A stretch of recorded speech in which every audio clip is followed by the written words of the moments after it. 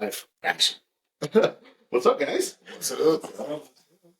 So we are live. This is the Biz Jitsu podcast. This is Vince Pacala, your host. Today's special episode, we have Professor Thomas Kenney, who is actually Archie and I's coach. Been trying to coordinate this for a couple weeks. We finally got on the calendar, but we're here. Coach Thomas, Professor, welcome. Thank you very much. Archie, what's up, dude? What's up, guys? So, man, super excited about today. We got a lot of topics to be able to cover. We'll start real simply. For those of you that don't know Coach Thomas or Professor Thomas Kenney, turn it over to you. I'd love to just hear kind of the starting point of the entry into martial arts. I know that there was a little bit of wrestling in there, early day MMA. So I'd love to hear the origin story of how you got started. All right.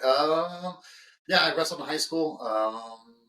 From there, I wrestled 4 years high school, and then my senior year of wrestling, I had a wrestling coach that overheard us talking about an altercation that happened over the weekend. Alleged altercation? Oh, yeah. It wasn't me. It was someone else. But then he goes, "Oh, you guys think you're tough?" Yeah, I'm 18 years old. I know everything. All right, I got something for you for this weekend. Then he put me in my first pro MMA fight when I was 18. No training whatsoever, just straight wrestling. And then I had that fight. I won. I was like, I told you I was tough. And then had a couple more MMA fights. And then I decided I should probably, if I want to pursue this, I should probably start training. And then that's how I started training jiu-jitsu and boxing and kickboxing. So I've been doing jiu-jitsu since 1998. Dang. Yeah, I know. I'm an old guy now. I have 30 pro MMA fights, and then I'm a third-degree black belt under John De La Hope.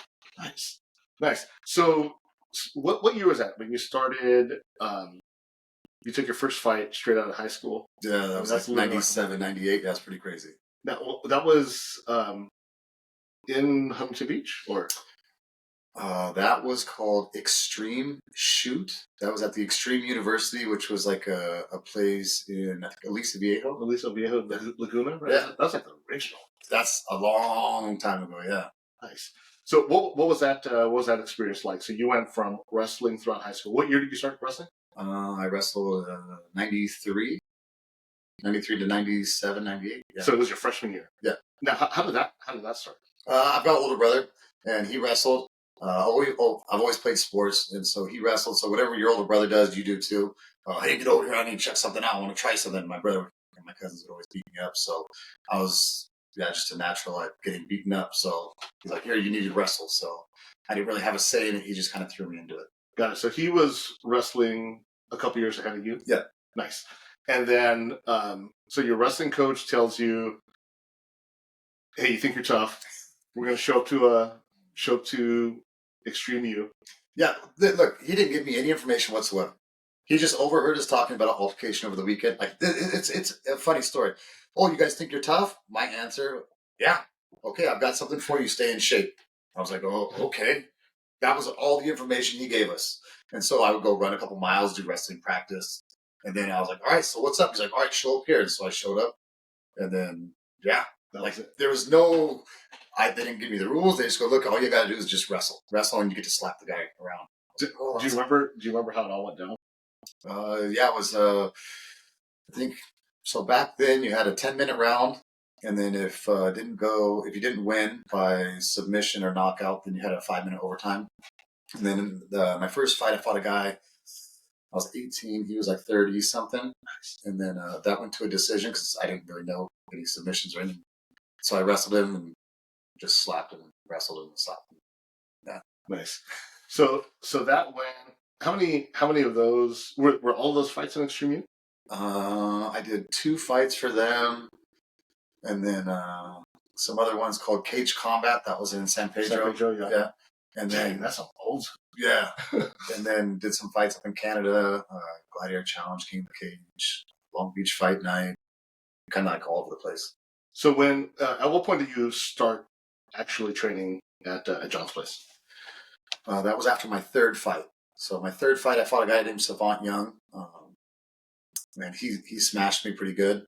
And so I was like, "Oh, I should probably start training." And then this is how old I am. I went through the yellow pages. And then, I'm an old guy now. So I went through the yellow pages, started calling people, and then I got a hold of John O. And he goes, oh, you want to fight? Yeah, whatever, kid, whatever. He's like, come down to the fights and come talk to me. And so then I started talking to him. I went down to the fights, talked to him. And he's like, whatever, kid. Come to my academy, and then we'll talk. And I was like, oh man, this guy must be good. He's just throwing money away pretty much because I'm trying to get information. I go down to class, and then he's like, whatever, kid, take class, and I'll talk to you later. I was like, man, all right. And then I did class and towards the end of it, he's like, kid, come here. I'm like, yeah. He's like, so did you like it or not? I go, yeah. He goes, okay, this is how much it is, and then boom, signed up from there. So was it a MMA class or was it a jiu-jitsu class? Jiu-jitsu class. It was a jiu-jitsu class. Yeah. So when you came or when you started training, the goal was I need to learn jiu-jitsu? Yeah. Or it was more for MMA? All I cared about, I was crazy, right? All I wanted to do was fight. MMA was a continuation of my wrestling. So me and De La Ho, we hit it off. He wasn't a yes man. He told it how it is, and he was brutally honest with you, and that's what I needed. Still to this day, we need that. My goal was all I wanted to do was fight. So I wanted to do jiu-jitsu to learn how not to get submitted. That was it. And then along the lines of still doing that through the years, I fell in love with it, and that's all I wanted to do. So once I got to be, I would say, blue belt, I knew that I was going to open up my own school. I didn't know when or how all that was going to happen, but I knew at blue belt that I was going to open up my own school at some time. What was the first class? Was that a gi or a no gi? With the class you took with John? That was a no gi class. Nice. So what about was your first class? You're trying to learn jiu-jitsu. John kind of brushes you off. And you obviously wanted to kind of stick with it and kind of go and learn the process. What about it got you hooked? Once you wrestle, you're a little crazy, right? Every wrestler's a little bit crazy. You sit there and you go into a room, they turn the heat up. It's like 110, 120 degrees. They don't give you water breaks, and you fight every day. And De La had a wrestling background too, and so me fighting MMA, me doing those classes, it was like no joke a continuation of wrestling. So my first jiu-jitsu class, I went in there. There was two girls and one guy. The girls beat the dog snot out of me. They just destroyed me. And so I sat there and said, look, if these girls that are 100 pounds soaking wet can do this to me, like I'm sold on this. And that was my first class, and I've been running 100 miles an hour ever since. Wow, that's incredible. Yeah. So with that, it was at De La O's, it was different, right? It was no nonsense. I think not just him, but like all the schools back in the day were like that. No nonsense. It was just a different era back then. Mm-hmm. Now it's like all the instructors are super nice. Mm-hmm. Oh, come on in, we'll take care of you. Your first class. Oh, don't worry about it. We'll go nice and easy. Back then, your first class. Oh yeah, go over there. You're just gonna get beat up. It's either sink or swim. If you survive, yeah, you can come back. Yeah, right. Anyone that ever trained like back in the day, they were like, "Oh my gosh, jiu-jitsu is so different now." That's wild. So you get started. You start going through some of the kind of local circuit, and you do Extreme U, Long Beach Fight Night, the fights in San Pedro. How did the whole Canadian tour? John had a bunch of friends up in Canada, and I was crazy. Anytime someone offered a fight, before De La O even finished the sentence, I'd be like, I take it. Well, wait, doesn't matter, I'll take it. Well, against who? I'll take it. So these guys, some of his friends from Canada called him and said, hey, we got a guy that fell out. We need someone to fill it. Do you have anybody? And so he goes, hold on a second. He goes, Tommy. I go, I'll take it. He's like, all right, I got you. I got it filled. Wow. So I had just fought probably 4 days before that.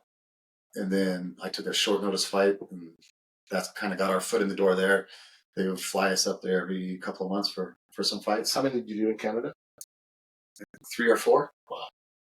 3 or 4. And then after that happened, then Gladiator Challenge called back in the day. when them and King of the Cage were partners. I think this was right around 99, 2000. And then they called for a short notice fight, and I took that. And then King of the Cage called a couple months after that for a short notice fight. I took that, and that kind of got us and our school in the door there. Well, and then so from there you actively competing in MMA. When did you officially start teaching jiu-jitsu? Probably at purple belt. What year was that?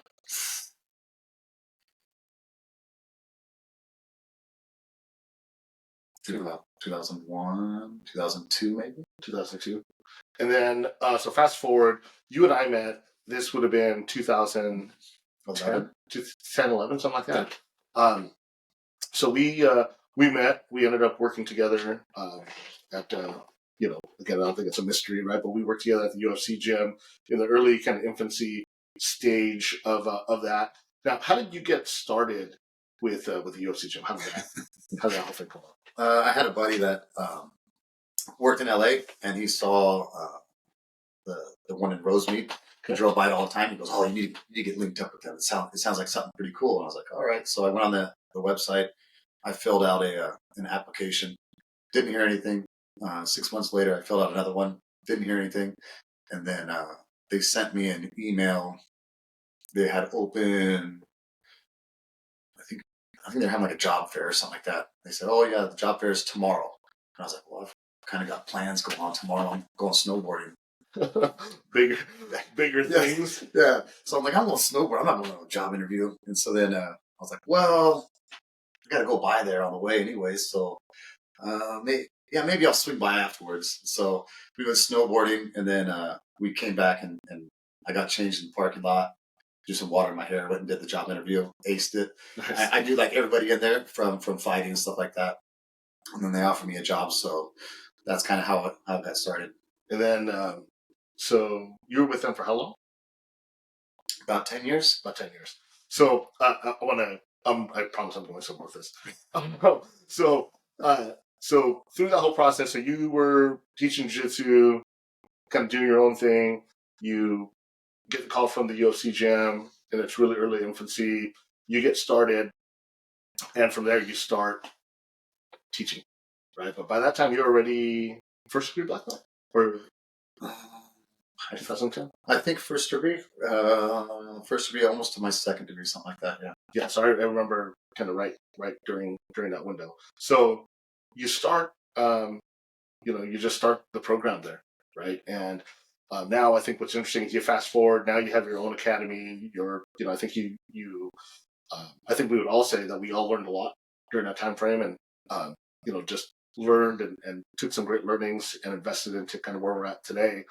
Now you have your own academy, and several of the students, Archie being one of them, myself being one of them, were with you in the early days. In varying degrees. I started and stopped. Archie started and stuck with it. There's several other guys that started and stuck with it.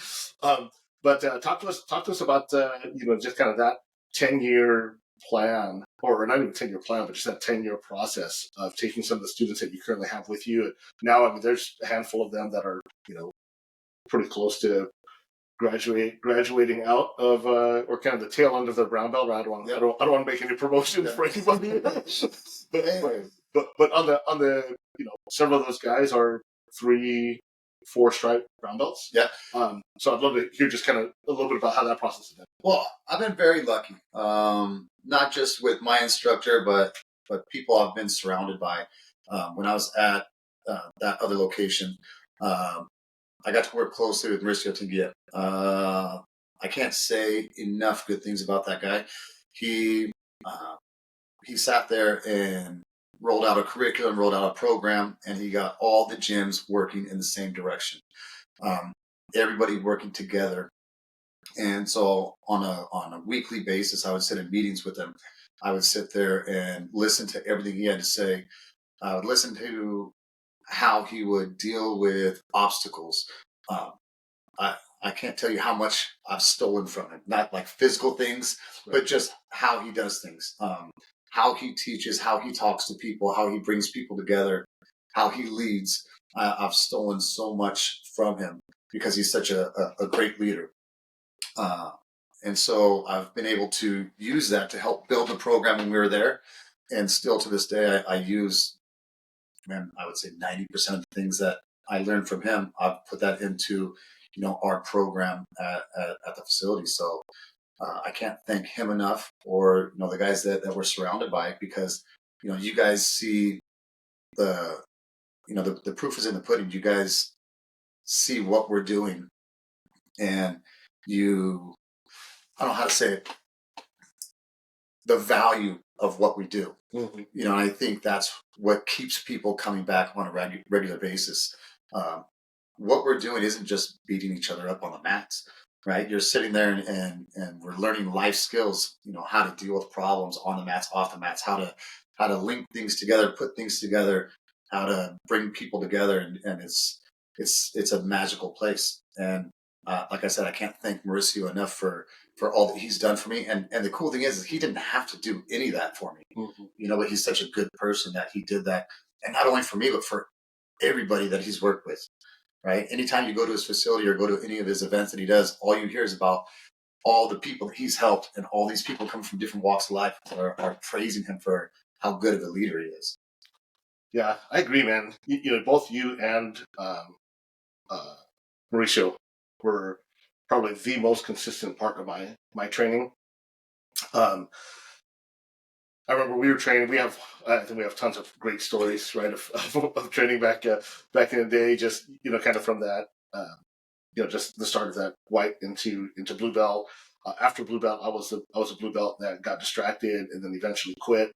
Mauricio, I don't know if I ever told you the story, but Mauricio was at the office, and he came by my office, and again, there's always that very friendly banter of "Where's your gi?" or "Come to class," right? And he had mentioned that to me, and I told him, "Oh yeah, I'll get back on the mat." Just kind of, I guess not necessarily brushing it off, but it was one of those where I was like, I'm kind of embarrassed to come back and say, "Oh man, I don't want to come back," or "I'm nervous about coming back." Yeah. And he says, "No, like I think you should come back." And he walked me to my office and said, "Here, let's just put it into your calendar." And I was like, "Oh dang, this is really happening." Yeah. But that was the start of what got me back.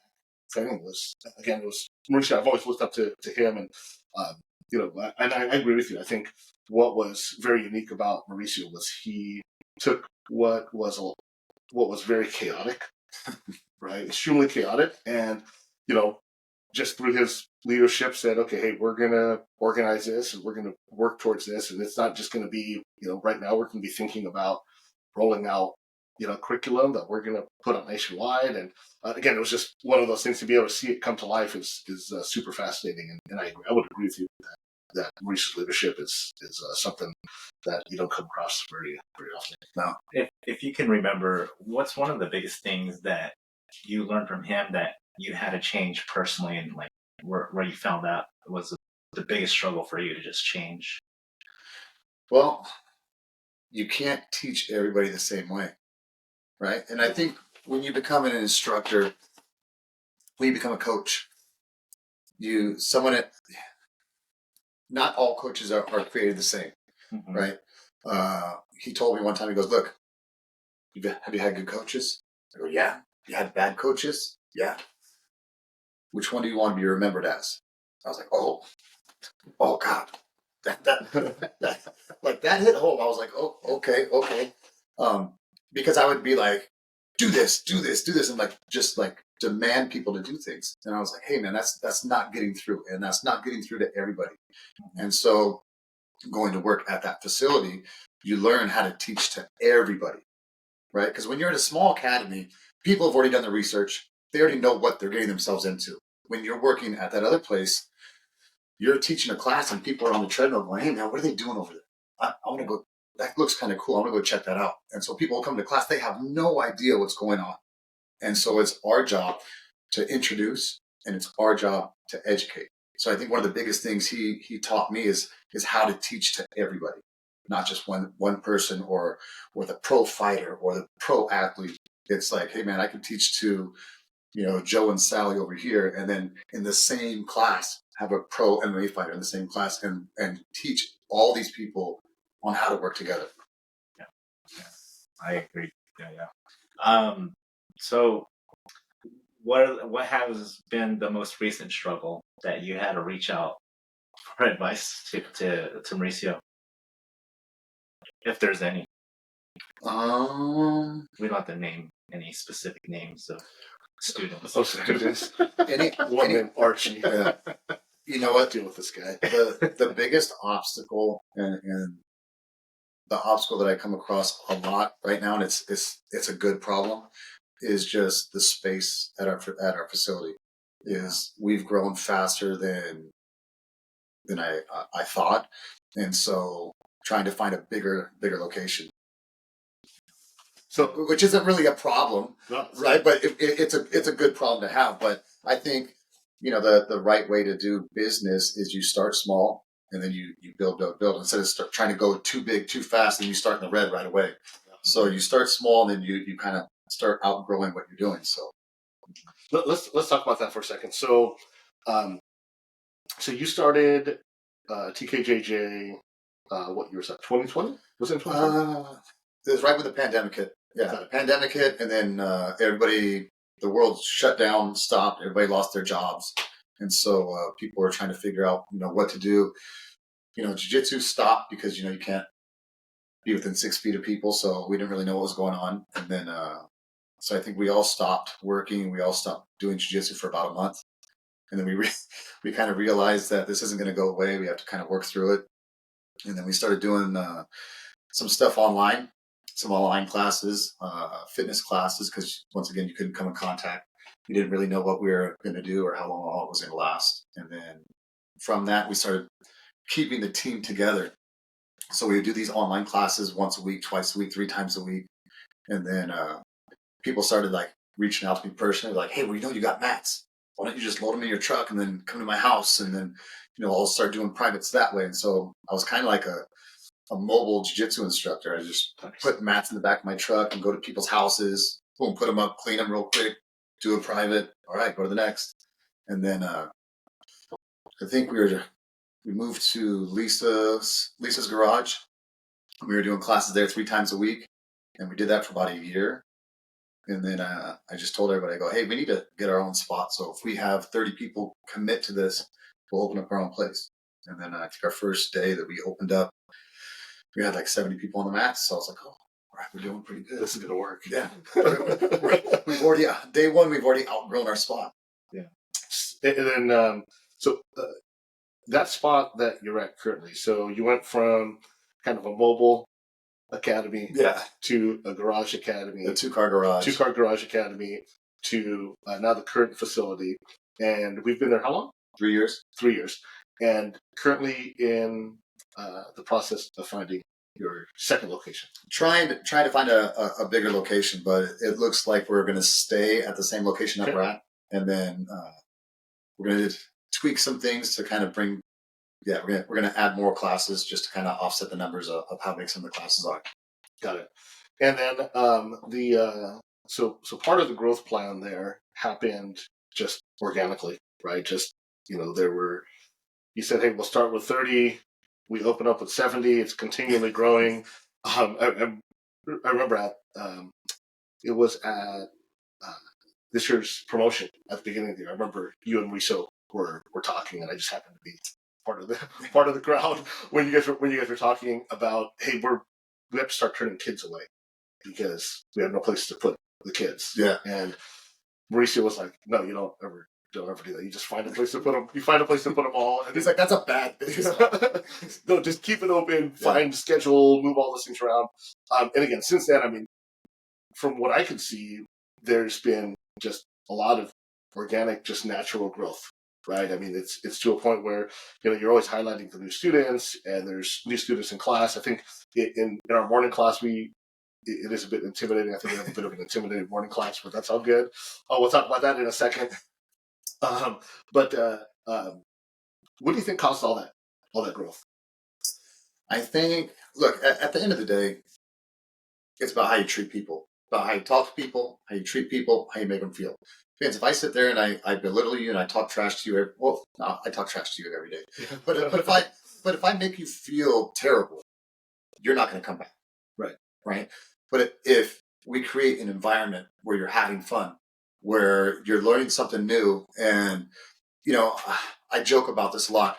I feel like our growth is because we're like Cheers. Remember that show Cheers, where everybody knows your name? Yep. Right? You walk in, they're like, Norm, and like that's how the gym is. Right. Every time, like no matter what's going on in your life, if you show up to the gym, you show up to the dojo, you show up to the facility, you're going to have a good time. You could be having the worst day ever, but if you show up to train, you're going to have a great day because everyone's like, it's always such a great mood because everyone enjoys what we're doing. The biggest thing before we open the gym, I have like a big whiteboard at my house. Some people call them vision boards. I got whiteboards all over the place with ideas and things I need to do. On the very bottom in big bold letters, it's like, I want to create a place where everybody feels special, everybody feels wanted, everybody feels needed. Right. And that right there, I think, is why we're doing so well. When I think about when you go to the doctor's office, they call you by name, or are they like patient number 1, patient number 2, right? You want to have that personal touch, and that's what brings people back, right? If you've been taking class with me for a year, and I'm still calling you, hey guy, Hey, my man. hey bud, yeah, hey, what's up, man? Yeah, right. And when you call someone by their name, it's like that person, right? You've made a conscious effort to get to know that person. Hey man, how was your weekend? How are your kids doing? Well, I got kids. What? Right? So our growth is because of how you talk to people, how you treat people, how you make them feel. We're not just me, but all the coaches that we have, they're all extremely passionate about what they want and what they do, right? What we want is we want to build the gym. We want you guys to be better, right? I want you guys to be better more than I want me to be better, which is kind of crazy, right? So I think that's why we've had such great growth. It's like all the coaches, they really care. They're not a guy or a girl just punching a clock. Every coach we have loves what they do. They love the students. They love the gym, and they understand what the value is, right? They understand that every day they're going to get better. What is that? Like, where did you learn that? Was there something you experienced the opposite of that, or did you see people had that experience at other gyms, or? Well, I think what's different with me is I always put myself as a student. What would I want to get out of a class, right? Have you taken a bad class before? That's a good question. Right? No, I'm not. Have you gone somewhere else? Have you gone to take like a workshop somewhere and it was like, man, this is terrible, right? Have you taken a bad? Yeah. I think we've all taken a bad class before. And so what I always do is anytime I teach a class, I look at it and I reflect on every class I teach, right? No matter how good the class is, how can I make it better, right? I know it sounds kind of crazy, but maybe that's just the perfectionist in me. But I look at it and say, am I proud of that class that I just taught? Did I hit a home run or did I strike out, right? Would I be stoked about that class? Would I sit there and tell my friends and family to come and take that class, right? And then the last thing is, would I put my kid in that class and be happy with that, right? Because your kid is like your most prized possession, right? And if you got a coach that's cussing or doing a bunch of stuff, you're like, I don't know about that. So you always want to make sure like the coach is a professional. So for me, every time I teach a class, I always think of how I can make it better. I'm never satisfied. I'm never happy with what I do. I always want to make it better. Okay. So me personally, I always look at things through the lens of a student. What would I want out of that class? So speaking of students, so you've been actively teaching since you're a purple belt. I know that you have several folks that you've promoted to black belt, right? One of them being Luca, who moved to Connecticut, and then also you have the team at the mini gym, right? That opened up their Juan, Juan Beltran, that opened up their own academy, yeah. Which is a TKJJ affiliate. Is that the appropriate term for that? So we got TKJJ affiliate. I call it that. Look, we're all part of the team. Yeah, part of the team. Yeah, we're all just a bunch of friends. And then also you have several folks Jeremy, Dustin, some of those guys that went from starting training to having professional MMA careers as well. Yep. What's that like being a coach to people? I mean, look at Muka. Muka went all the way up to the Contender Series, right? The NOS Contender Series. Again, people opening up schools, people going and pursuing their career as professional MMA fighters, right? What is that like? Well, we don't have a fight gym, right? What we have is we have a facility, and we can take care of whatever it is that you want to do. We've had people that have wanted to compete, right? My first thing is like, all right, just come to class. Like, don't worry about fighting, just come to class, and everything will kind of fall into place. Muka is a special person. Juan's a special person. Like, all these guys are very special people because they do all this training, and then they want to test themselves, and they want to compete at the highest level or get to that level. And they are able to put the hours in, put the time in, and sacrifice to do all that.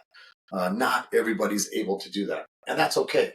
You don't have to fight to prove that you're a tough guy, and that's not what they do. They're doing that to test themselves, put themselves out there to show that the stuff really works. So for that, it was just they came up to me. They said they wanted to fight. I tried to deter them and say no. Right? I know it's crazy, right? I said no. You guys don't get a job. Don't fight. Just do this. And they kept pestering me, kind of like. It's funny. I see a lot of myself in all my students because I did the same thing to my instructor. That's all I did. I want to fight. He's like, yeah, whatever, kid, whatever. Just take class. And I had that same approach with those guys. No, just come in and take class, right? And they would come in and not just take a class. They would take every class I taught. And that's why they all got so good so fast, is because they sacrificed their time to come, and dedicate themselves to the craft, and not just one, but like to boxing, to kickboxing, jiu-jitsu, wrestling, all that. And, they're all very, very special people that were able to do that.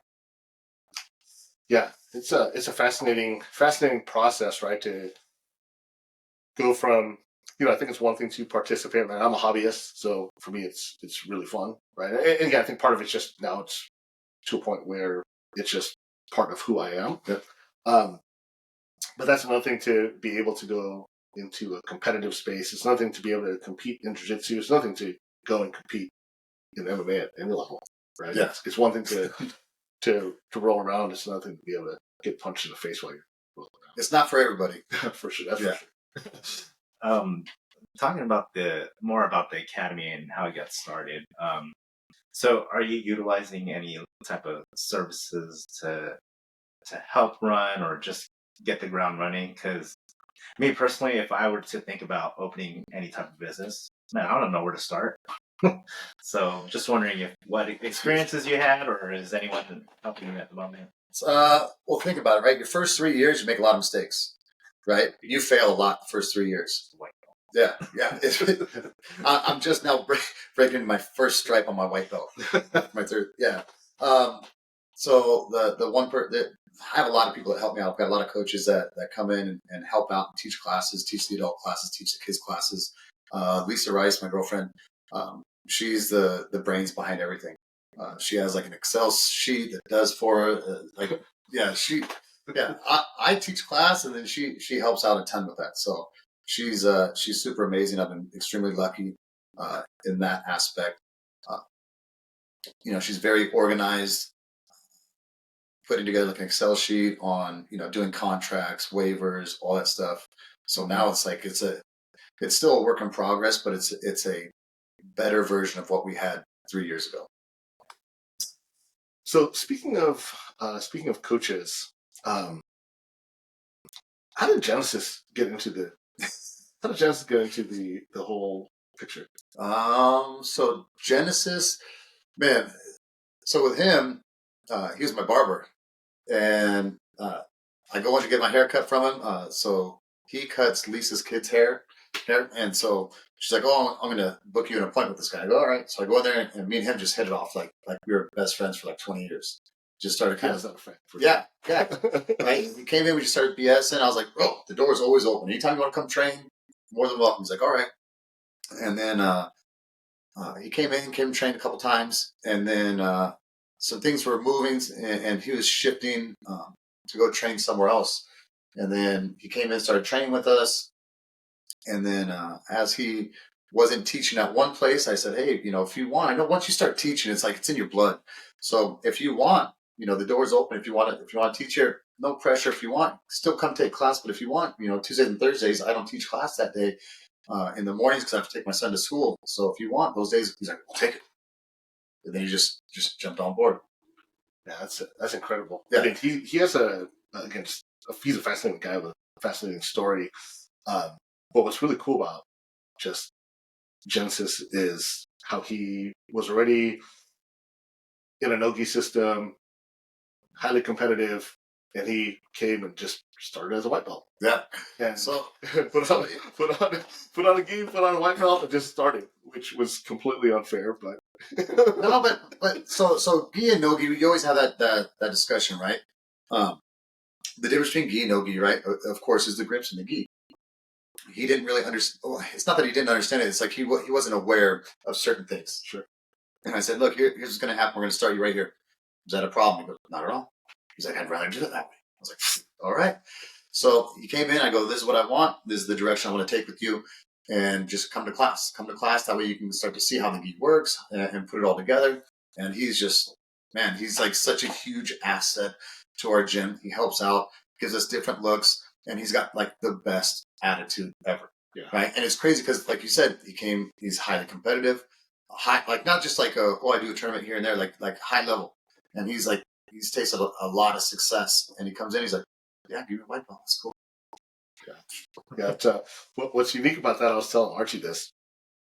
He has his 6 a.m. Tuesday, Thursday Nogi class, and a lot of the system that he uses, he's been teaching, and it's super cool to be able to see, those folks come to class, and not only are they just trying things, it's like, oh man, they're actually extremely proficient, and I got to step my game up. Yeah. Yeah, and again, the whole different look. It's one thing for Genesis to bring a different look, but now he's like multiplying himself across the team. It's super cool. Well, that's the benefit of having multiple coaches, right? When you have one instructor, it's one look, right? And it's hard sometimes for a coach to switch their game up, teach a different style. So when you have multiple coaches, you're going to have a different style. Even look, we all train the same place. Your style is different than mine. Yours is different than mine, and yours is different because your body type, your size, your athleticism, right? Injuries, age, all those things come into play. And so when you have multiple coaches, you have way different sides of the spectrum that you can use, right? Genesis does a bunch of legs, but not only legs, he does everything, right? Now I see him pulling the gi out, wrapping around people's head, choking them out. That's the cool thing, right? Is he's now not just a one-trick pony. He's taking what he uses, right? Now you get worried about that, and now he starts grabbing the gi, wrapping around your head. So now he's merging the systems. Yeah, the other day we had a roll. I had to stop him after class because he had my mind spinning. He had this Kimura grip, and we were doing all half guard stuff, and anyways, he slapped this Kimura grip on me, and as I was passing, I'm like, man, I have zero options, and every other trick that I would do to get in and out and around that, he literally had an answer for it. And afterwards, it was one of those where I'm like, man, I gotta ask him about this, right? Because it's just like you said, it's not just a Nogi legs system. He's just extremely skilled in a bunch of different areas where I was like, man, I have zero answers right now, and it's super annoying. It was really fun, but it was one of those things where, like, as I was going through every single option. But it was really cool because afterwards, and the cool thing too about him is he has a kind of like a very coach's mindset. Yeah. Where literally you ask him a question, and then he ended up kind of sharing with me exactly what he was doing, and it turned in, 3-4 other people were asking him the same question. I don't know if he was just doing that to everybody, but there was 3 or 4 people that ended up asking him the same question after that session. And again, yeah, it's super, super cool to be able to have him around. Yeah, he's a fast learner. Like, what amazes me is that shift from like student to coach immediately. You can see that shift in the way he talks to people too. So like, I noticed I rarely roll with him because I only train with like Scared? You're ducking him? I rarely roll with him. like this, take check. Yeah. I got the other person. Like, I noticed it hasn't been long. Like I just came back and I don't see him a lot, but I noticed his gi game has like his game has leveled up so fast. Because before I was like, okay, I know I can catch him in this. Now he saw that. I don't know if he's playing games with me while we're rolling, but I noticed that Tom's over here. He's nodding yes, like he's playing games. He's playing games. But yeah, he's a fan. Like he learns very fast, and so I can see him just leveling up pretty quick. Yeah, for sure. Yeah, super fun. So I had this one question I wanted to ask. So you have been training how many years now? 25, 30 years, something like that? 1998. I just say that. Whatever that math is. Right? Yeah. I don't have that many fingers and toes. So 98, you've trained, you've had kind of your core group, but you've also, expanded your network of people right across, multiple places, I guess even multiple parts of the country, right? Just as you've kind of grown your own career. And through that, I'm sure you've seen a lot of people start and stop, me being one of them. And, I'm sure you've seen it with students ever since you've opened the academy. Maybe they start and they stop. Some of it could be for various reasons, right? Could be whatever they got going on. Life happens. If you were to give advice to a student that may be struggling with something, what would that advice be? Keep training, right? No matter what obstacle you have in your life, the mats will help you through it, right? There's no better stress relief than the mats, right? Whether it be a boxing class, a kickboxing class, a fitness class, jiu-jitsu, whatever. Find a place where you like the coaches, you like the people, right? Because there's nothing worse than giving your money to someone you don't like, right? Right. At the end of the day, right? It sounds funny saying it that way, but right. So anytime someone comes in, I always tell them find a coach you like that you see eye to eye with. Find a place where you enjoy the environment and just get on the mats. No matter what's going on in your life, get on the mats. It'll help you through any and all situations, right? COVID was a terrible thing for a lot of us, right?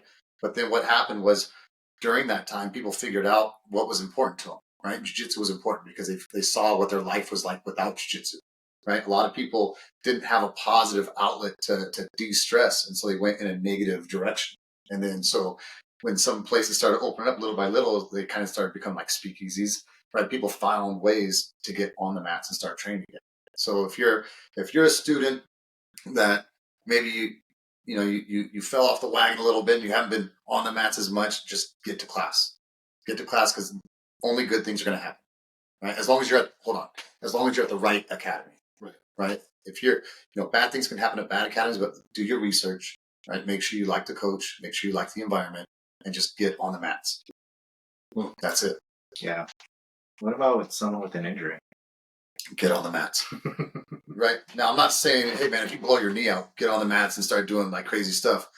But you can still go. Bring a notepad, bring a pencil, take notes, right? You can always find something to do, right?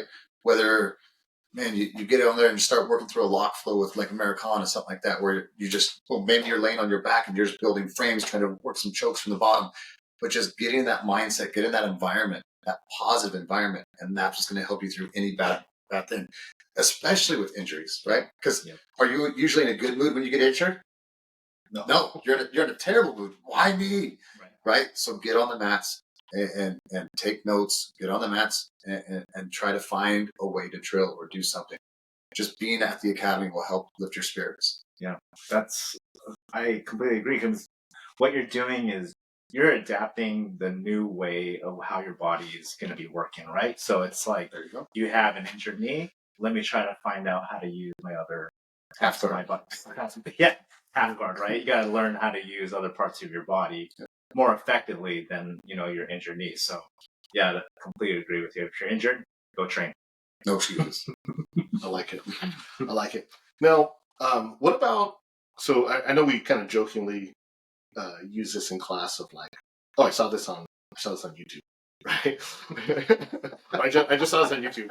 I know that is a there's a bit of sarcasm there, but you look at the world today, right? There's a lot of jiu-jitsu instructionals. There's a lot of people sharing knowledge. via whatever form, right? Whether it's Instagram or whatever, right? Whatever platform. Um, from a learning standpoint, um, do you see value in just getting mental repetitions, right? You kind of had mentioned, hey, come to class, even if you're just taking notes, right? Do you see a lot of value in just being able to at least get in some kind of mental repetitions? Yeah, right.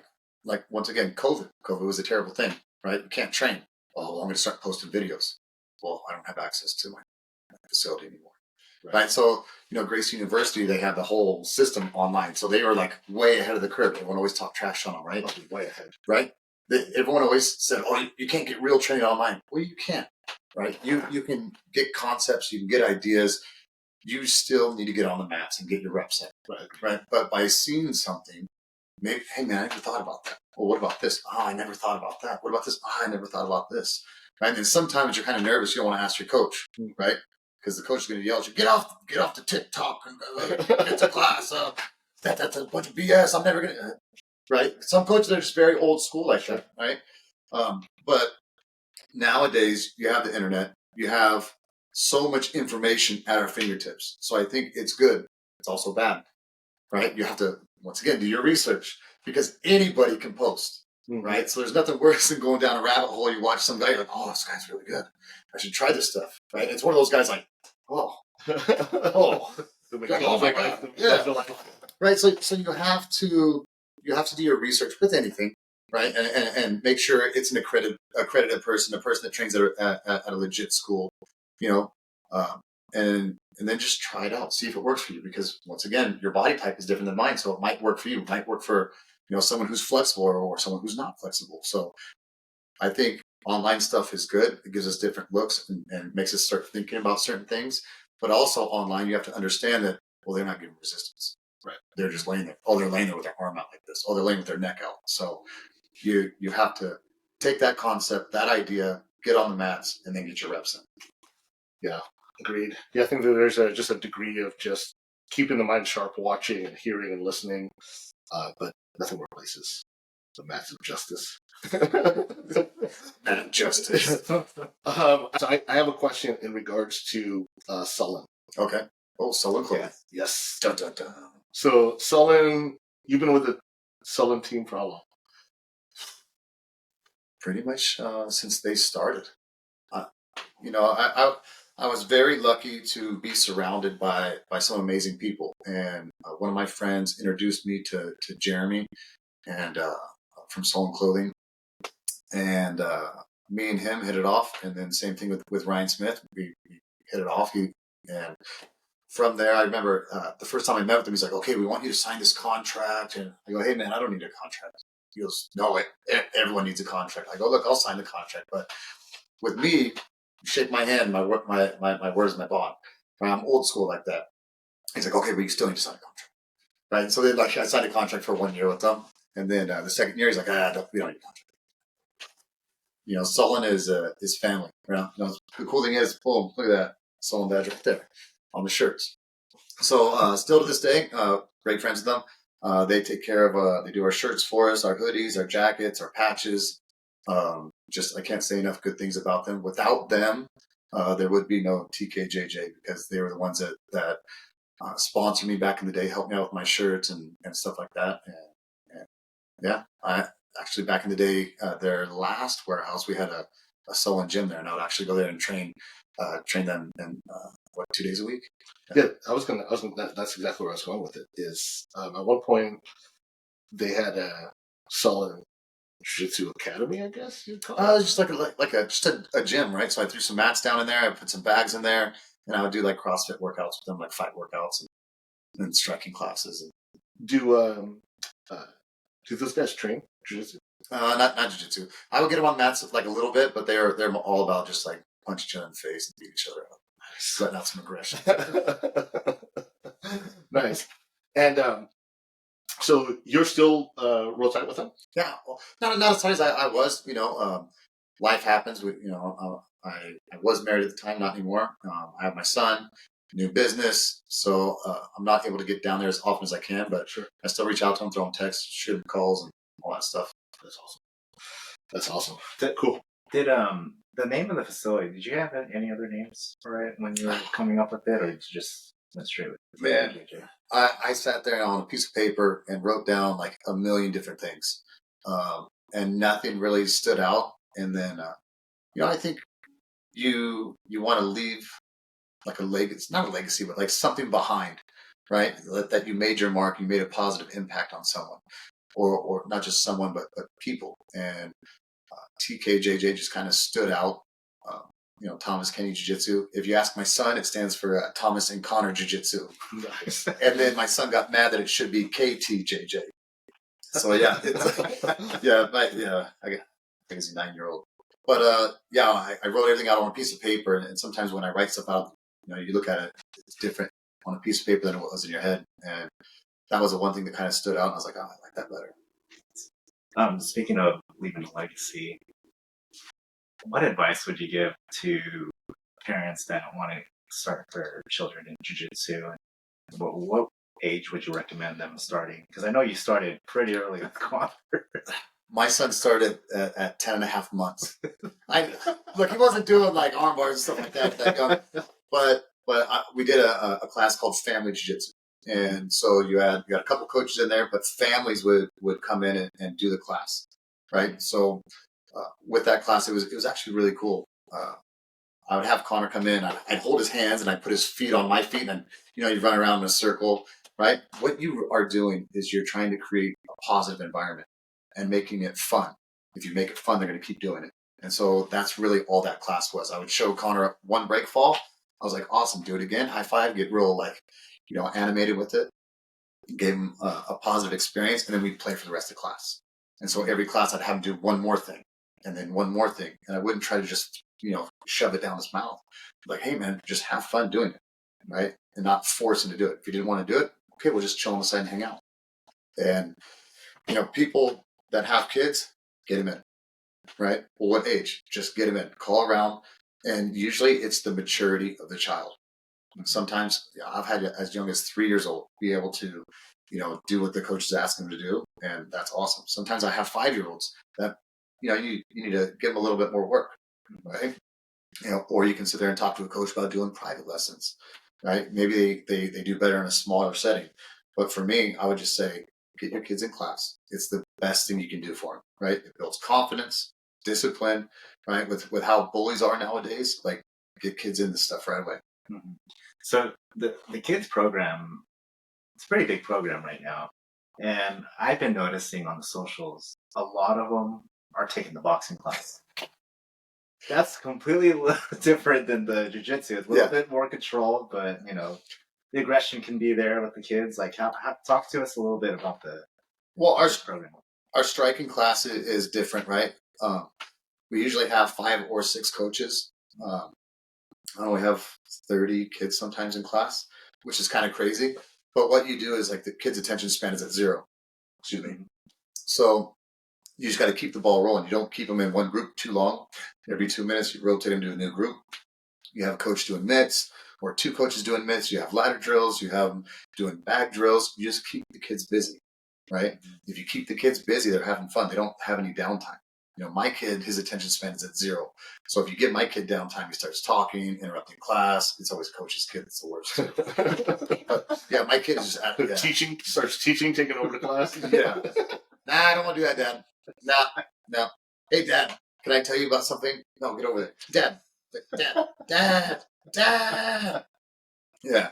So with kids, you just keep them busy the whole time, right? And then you sit there and just run through like a rotation, and then you give them water, and then boom, do another rotation. You just got, once again, you keep them busy. If you keep them busy, they can't get in trouble. Awesome. Yeah. Hey, so I got a question.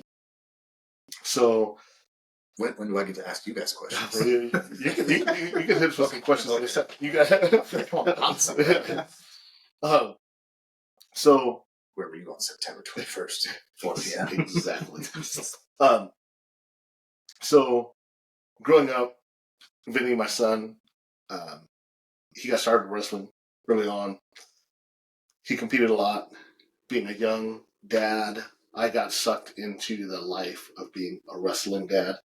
And let's go. And living, I guess, vicariously through my son. And it was a mistake, a big mistake on my part. And, he ended up stopping wrestling. And he told me, Dad, I don't want to do this anymore. This isn't fun. Right. And I didn't understand that because, again, I was lost in my own world. But I realized now in retrospect, right, hindsight's always 2020, that, like, man, there was no need to go to practice after practice to practice what we practice at practice. And literally that's what we would do. We'd go to the regular practice, then we'd go back to my to one of the other wrestling kids' house, and we would go and drill what we just learned in practice. And it just turned into like this crazy obsession with the dads and the kids. And anyways, Vinny was a casualty of that. You ever have to deal with that, where you got the crazy parents in the room? At our gym now? No. Okay. Right. Number one, look, being a parent is the hardest job you'll ever have in your whole life. Right. You want nothing but the best for your kid. And sometimes when you're in the heat of things, you think what you're doing is the best. Right. Right. And like you said, once you take a step back, you realize, hey, maybe I went a little too hard. Maybe I did this. Back in the day, we would have parents want to sit in on the class. Right. And I'm not even joking. I would see parents giving like signs, like a baseball third base coach, like, right. And those of you guys that are on the radio, you can't see what I'm doing. Like, you're doing hand signals, like, oh, bunt and swing away and do this. And I'm just like, hey, bro, do you see this? Are you seeing this parent right now? And so then we had to make a rule, like, which sucked. Like, hey, no parents are allowed in. Like, we're doing the class because you guys are being disruptive. Like, you're not allowed to come in here anymore.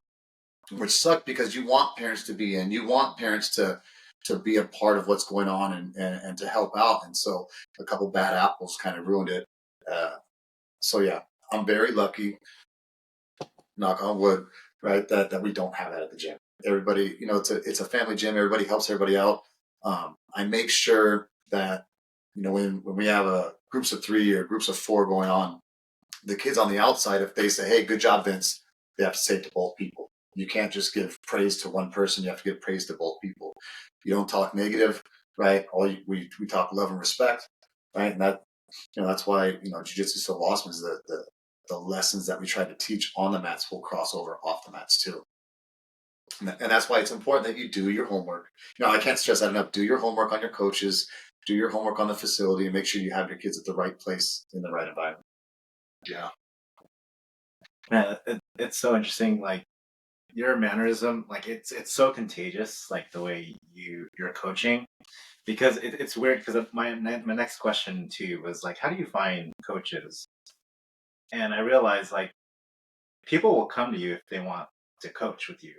That's what I did when I was training with you back at. Well, because you saw the value in what we were doing and the product that we have, right? Those are the best coaches.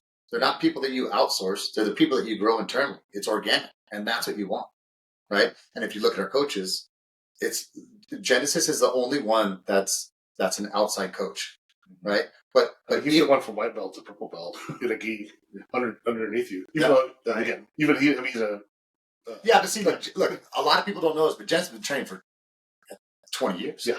Right, he trained over at Oyama back in the day. Oh, yeah, little sucker. Right, weasel. Yeah, so when he showed up with a white belt, like, hey, what's up, guys? Hey, he was a sandbagger, man. But once again, Genesis is one of those guys where you meet him and you fall in love with the guy, right? Because of how he talks, how he is. You're just like, all right, I can get on board with this. I can get on board with this for sure. And he has cool hair. Yeah. But you can use that to choke him too. If I had hair, that's what it would look like. Yeah, going back to you, it's the best coaches I feel are the ones that are organic, are the ones that you grow and help from day one. Yeah, and it just organically, they just want to be there to teach other students, right, other members, because not only that, they're gonna have some personal development, but also in their personal life, but also in jiu-jitsu as well, right? Well, and that's where I was going to go to, right? Yeah. Right after you're done talking, right? Yeah. Go ahead and finish. Yeah, no, that was it. I mean, like you're gonna have that accountability of how well you know your moves, right? Yep. So yeah. So with you, did you see that there was a big change once you started teaching in your skill level? Absolutely. And why was that? Because I have to know how to teach that specific move, the ins and outs of it, like everything around it. It's not just me, oh, let me find out when I'm in this position how to get out. Or I know that I know the name of the position, but do I know everything around it? If you understand the who, the what, and the why behind the technique, you actually know the technique. And that's why when we do our belt tests, right? Like some people test, some people don't, right? At some academies, I like having you guys test. And the reason why is that way it's a stress test. Not everyone is going to compete, right? So some places like you have to compete to get your blue belt or your purple belt. But what if I've got like a 80-year-old man that never wants to compete? He just wants to be a hobbyist. Well, then, boom, you do it this way, right? I like having you guys test for it. That way it's on call. I can sit there and ask you guys questions. I can stress you guys out and see how you guys do under those stressful circumstances. And that's why I have teaching on part of your belt test, right? And some people really fail at this because I'll sit there and I'll be like, okay, Archie, today's my my first day. What would you show me? He's like, oh, I'd show you a berimbolo. I'd show you a cartwheel guard pass. And then maybe a heel hook. I'm like, okay, well, you failed. Right? So, but what I would do is I would be like, you can teach whatever you want. And then as he's teaching it, I'd be like, I don't get it. And then Archie would look over at me. And so he'd teach it again, and he would say it the exact same way that he just did it. And I'd be like, I still don't get it. And so what I was trying to teach him, right, undercover, is not everyone can be taught the same way. So you have to find a new way of explaining it and breaking it down, right? And so you're getting a deeper understanding of that. So that, for me, is what happens when you go from blue to purple belt, because that purple belt, you'll start teaching classes maybe or helping out the kids' class. Mm-hmm. And so that kind of will get you in a different mindset. Yeah, I love everything about it. Except those tests. What's the hardest thing about being a coach at your level with, I just think of the morning class, there's just a bunch of brown belts and purple belts, and you got a bunch of just, again, I think what's different about that is we've all been together since kind of early stage, but like, what's the hardest part about coaching all of these personalities? Breaking through to everybody, right? So I could show you guys, look, you guys, at every class, you guys are all at a certain level, right? And so my job is to make sure you guys understand these techniques, right? But now where we're at is understanding how to use this easy technique to lead into a second, third, or fourth move, trying to get you guys how to walk down a path and how to get your opponent to walk down this path and do what you want. So the hardest part for me is breaking through to everyone, getting all you guys to understand, because all of us, like, we're all guys, we're all very stubborn, except me. Obviously. Right, obviously. No, but like we're all very stubborn because we've all tasted success in jiu-jitsu, whether it be with in the kids class or whether it be like with the new white belt, right? And so you have a certain style that works great with you, right? And that's gotten you where you are today. So when someone comes in here and says, "Hey, man, up is down, left is right. This is I want you to try this," you're like, I don't know, man. This no, I can't do that. That's the hardest part, is trying to show you guys little tricks and break through and show you, hey, there's other ways of doing this. You can still have the same result, but here's another way of doing this. Where does this talking to people come from? Was there other jobs you had behind this?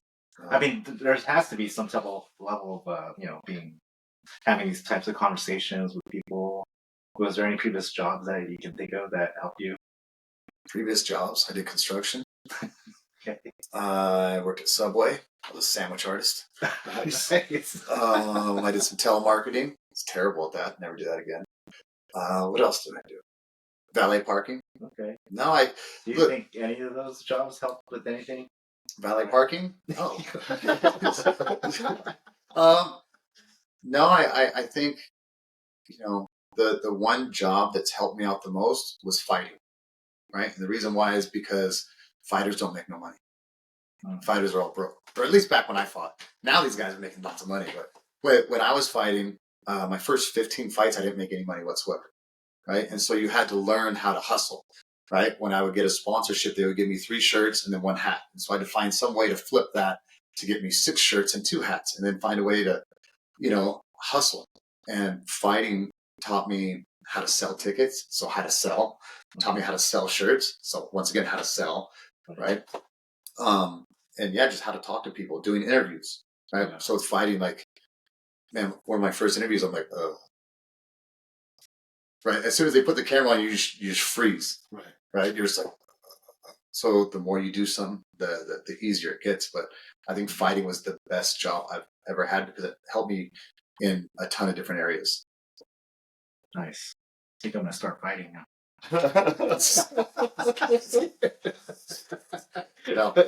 Too late in my life right now. the senior fighting championships. No,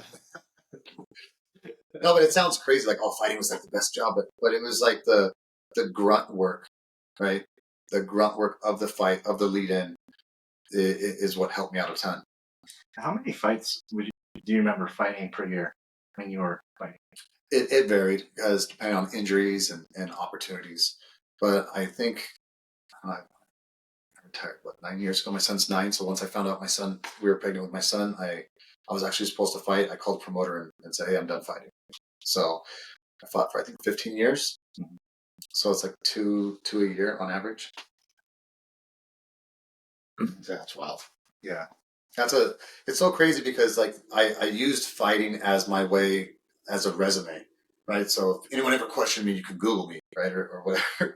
So I made sure I fought a bunch of times, and that way, that would help my resume. And now I don't tell anybody that I fight.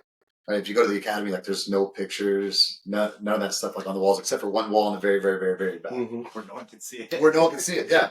Right, but yeah, it's like no one comes to the gym because I fought that many times. Mm-hmm. Right? They come to the gym because it's close to their house. They come to the gym because they see the cool videos that we put on Instagram or whatever, and they see how much fun everyone's having in those videos, right? And then they stay because of how we treat them. Yeah. Now if you do business the right way, you treat people the right way, they'll come. Love it. Love it. All right, so we are an hour 7 minutes in. Dang, time flies. Archie, you got anything? What do you got for me, Arch? Some rapid fire. Oh, rapid fire. I got some rapid fire for you. What is this paper you got? Don't worry about it. There's a lot of writing on it. No, see, what I always do is I always sit there and make sure I have like little talking. So. Okay. Is there anything you want to share? No, I pretty much talked about everything. I talked about the last place I worked at. I talked a little bit about my instructor, how he turned a hobby of mine into a career. So yeah, talked about Solon. I was once again very lucky to be surrounded by a lot of awesome and amazing people with Mauricio, with John DeLo, with Solon, Vitamin Water. Yeah, nice. I have a couple things. You want to go first? Yeah, let's go. Go first, and I'll end it with the rapid fire. All right. So you already kind of talked through a little bit of this, but if you were to look back just on your life as a whole, not just, I think sometimes our careers or the things that we like, we could get lost in our identity, mm-hmm. right? But if you look back at just Thomas Kenney as a person, who's been the most influential person to you? Well, there's a handful of people, right? Of course, our parents, right? Our parents instill in us a lot of characteristics and traits: hard work, integrity, discipline, and you try to take that off into your career. I just talked about being lucky about the people I've been surrounded by.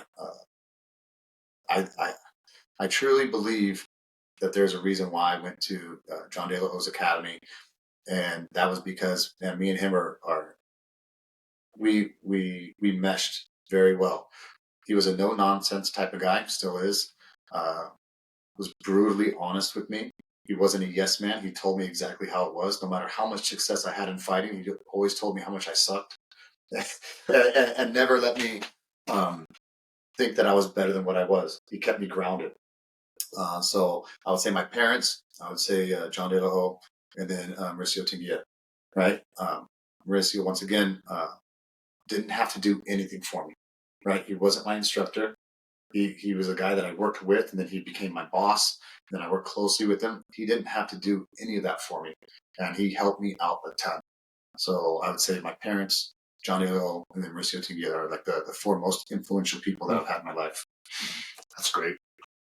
So you've gone through quite a bit, right? You go through getting started, put into the fire, went from wrestling class into a MMA career, a career with a corporate big box gym, and then moving into you opening up your own business. Yep. I'm sure through that, right, you had plenty of ideas, and one of the ideas you mentioned is you got your blue belt, so now I'm going to open up a academy. Right. I think that's all blue belts, though. Like, I can do this. My instructor doesn't know what he's talking about. I can do this.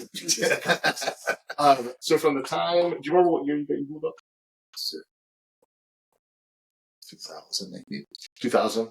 And then call it 2020, right around pandemic, is when you started kind of the path of actually opening. So it was a 20-year process. Yeah. From the time it was a thought to the time you actually put it into motion. Pretty crazy, huh? Yeah, that's unbelievable. What advice would you give somebody that has an idea that they want to pursue, how crazy it may seem, right? And it could be something as I'm going to wrestling class into an MMA career, or I'm going to open up my own academy and it takes me 20 years to be able to do it. What advice would you give somebody that has an idea that wants to pursue it and wants to turn it into something? Do it. Right? We're all scared. We're all scared to fail. Right? But if you don't try it, you're going to stay right where you're at. Right? You have to be open and willing to fail. Right? Mike Tyson, one of it depends on who you talk to, but I think Mike Tyson is one of the best heavyweights ever. Right? And if he went in, I just saw this the other day, someone said Mike Tyson was okay to fail. Right? His first class, he didn't think that he was the best. He went to his first class and probably sucked. Right? So all of us have to be okay with sucking. If you have a great idea, do it. Jump at it. Right? What are you doing today that's going to set you up for success tomorrow? Right? Wishing about it, wanting it, right, isn't going to help you out. You have to act on it. So what you're doing today has to set up your tomorrow. I love it. I love it. Archie, what do you got? I got a question before we get the wrap. I got a question for you. Yeah.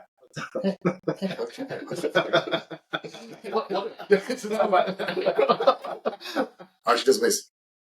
I got a question for you. What do you know, Archie? You're listening. I'm like turning my head all around this mic. I got a question for you, Archie.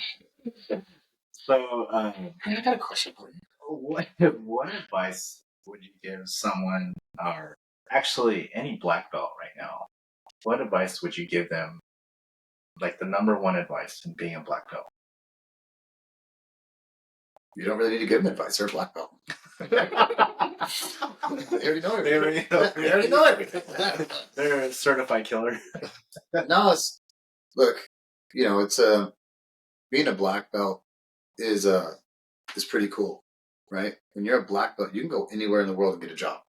It sounds crazy saying it like that, but someone said that to me. They're like, "Man, you got a black belt, right?" Yeah. But you can go anywhere you want, right? And what you've acquired is knowledge, right? Mm-hmm. And the pandemic showed us you don't need a $1 billion facility. All you need are two $30 mats that you can get from Home Depot. Clean them, lay them out in the garage. Boom, there you go. Right? And then you can sit there and start teaching. Right? And then from that knowledge, start building something. Right? It just depends on what you want to do with it. So, it's scary making that jump from black belt to like your own academy. Mm-hmm. But it's the best thing that I've ever done is making that jump. I was scared to death. Right? My dad since I was 13, what do you want to be for the rest of your life? Right? I was like, oh, this is what I want to do. Oh no, you need to be a plumber. You need to be this because they have a good union. My dad's always looking at it. And then during the pandemic, I told my dad what I'm going to do, and he goes, I don't know if that's a good idea. You know, we're in a pandemic. You can't go within 6 feet of people. No, Dad, I'm going to open up my own gym. He's like, you have to come in contact with people, right? I go, yeah. He's like, we're not allowed to do that right now. It'll be okay, Dad. It's going to work. Right? So best advice, do it. Right? Open up your own place, right? And have a game plan. Yeah. All right. Are you ready for some rapid fire questions? Hey, Archie, I got a question. Give me some rapid fire. What do we got? All right. Yes. Tea, coffee, or energy drinks?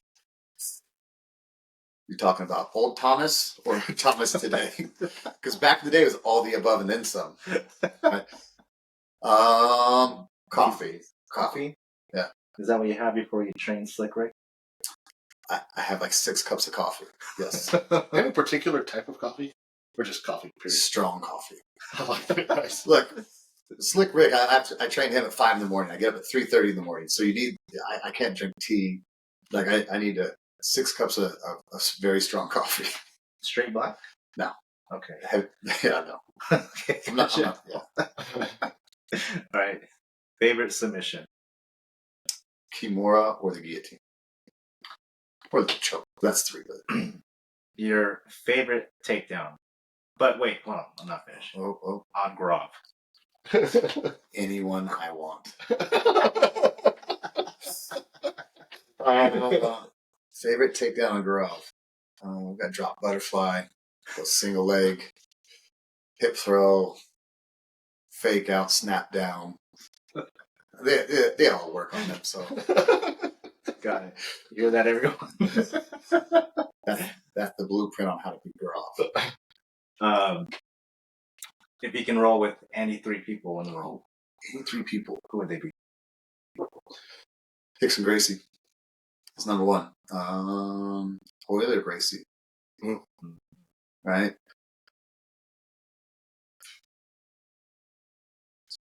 Who else?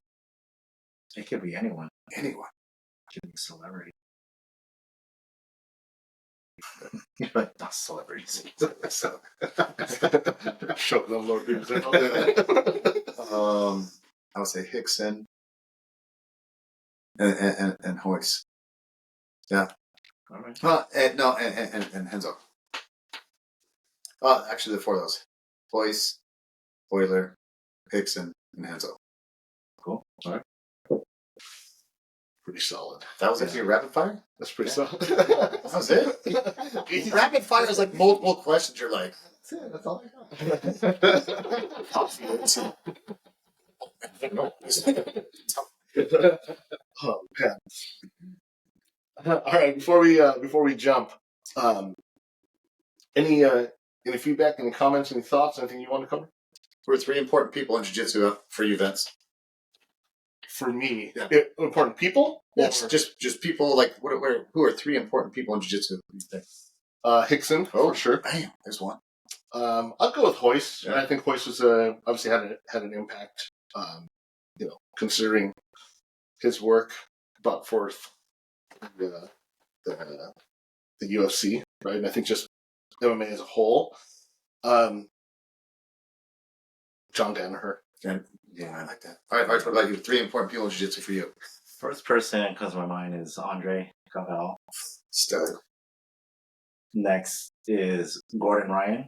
Oh, And the king. I gotta go to Hoist Gracie, man. White voice. Because I think that was one of the reasons why I stepped in to Everyone. the UFC, or the UFC gym. Jim, yeah. Yeah, so, I think that was one of the reasons why I even started anything in martial arts.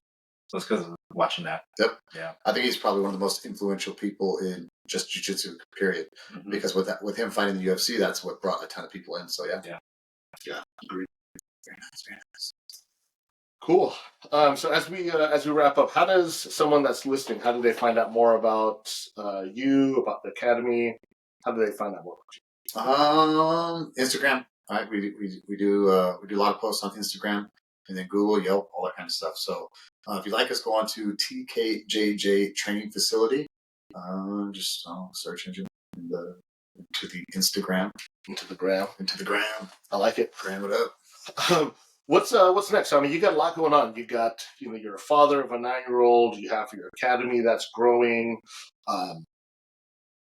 Got a vacation that's coming up. Just recovered from an injury, a hip injury. It's taken over a year to get over the injury. Yeah. So I mean, you got a lot going on. What's next for you? So my biggest thing is this. I was looking to get to a bigger location. I don't think that's going to happen. I want to continue to build up my students. We've got, I think, 6 or 7 guys that are brown belts now. Excuse me. So my job is to build those guys up, right? To turn those guys to the next level. And that's pretty much it. It's just take all my time, all my energy into the gym and just trying to build. Not build multiple locations. But if that happens in the process, awesome. My instructor turned a hobby of mine into a career, and I would love to be able to do the same thing for my students. So our vision is just to build the gym, build our students, and just get them to hopefully where they would want to do this too, and open up their own facility. I think I know the answer to this, but out of you said 6 or 7 black belts or brown belts? Yeah. How many of them went with you from white to brown? 2, 4, 5. I think 6 out of the 7. 6 out of the 7. That's incredible. Yeah. 6 out of 7, white to brown, and on their way to, I'll use your term, the next level. Yeah. Right? Well, that's the funny thing with our gym is we don't have a lot of white belts. Yeah. Right? When people come in, like people from other academies come in to like try us out, they're like, how long have you been here? I was like, a couple of years. Like, bro, you've been here a couple of years. You got this much color lined up right here. And I go, oh yeah. He's like, okay, whatever. And they get on the mess like, no, dude, seriously, how long have you guys been here for? Yeah. I was like, oh, we've all been together for like 10 plus years. So I was like, okay, that makes sense now. Yeah, that's incredible. I mean, you look at some of those old photos. I mean, like, you see like the young Ray Whedon or the young Jesse in some of those old photos. And baby girl. Yeah, that's incredible. Incredible. The what could happen just sticking with things over time. Yeah. Cool. Archie, anything before we close out? No, thanks for taking the time today and chatting with us. I appreciate the conversations. Yeah, agreed. Professor, Coach Thomas, we appreciate you. Thank you so much. For everybody listening and that are still listening, this is the Biz Jitsu podcast where we talk all things business, all things jiu-jitsu. Biz Jitsu. Let's go get some. Wrapping up the episode with Thomas Kenney from TKJJ. Other than that, thank you so much. Archie, anything? That's it. Appreciate your time, everyone. Awesome. Thank you, guys. See ya. Bye. Bye. Bye.